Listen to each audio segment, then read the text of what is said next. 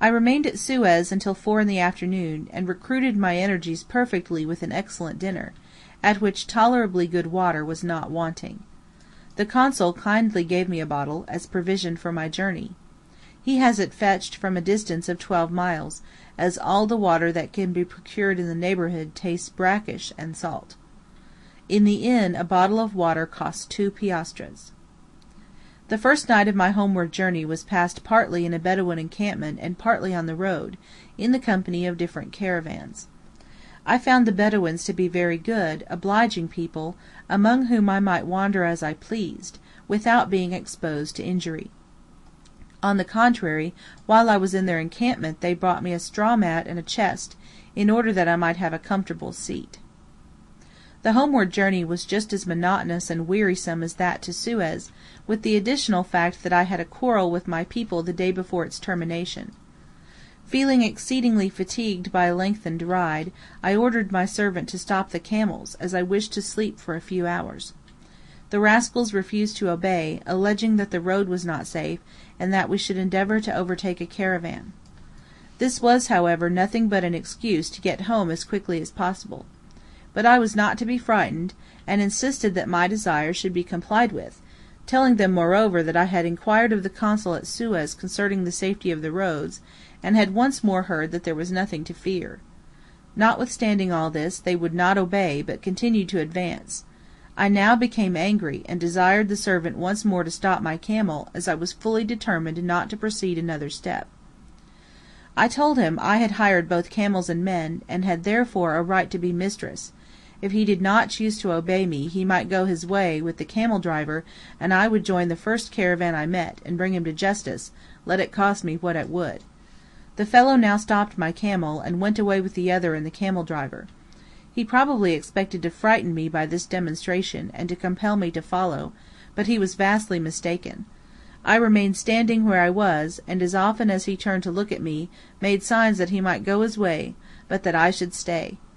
When he saw how fearless and determined I was, he turned back, came to me, made my camel kneel down, and after helping me to alight, prepared me a resting place on a heap of sand, where I slept delightfully for 5 hours. Then I ordered my things to be packed up, mounted my camel, and continued my journey. My conduct astonished my followers to such a degree that they afterwards asked me every few hours if I wished to rest.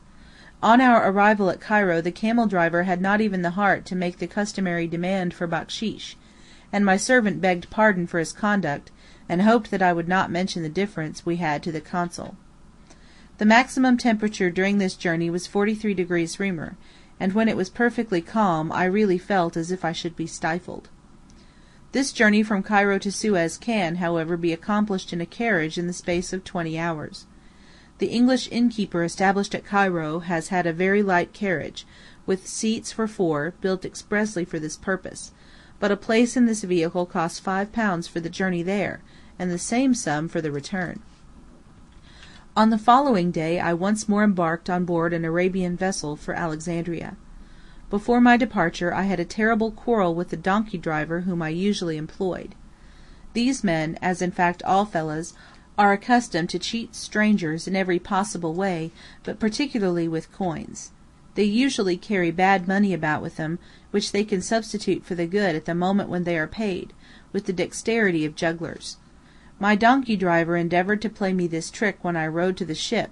He saw that I should not require his services any more, and therefore wished to cheat me as a parting mark of attention. This attempt disgusted me so much that I could not refrain from brandishing my whip at him in a very threatening manner, although I was alone among a number of his class.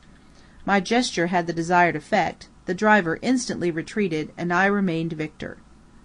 My reader would do me a great wrong by the supposition that I mention these circumstances to make a vaunt of my courage.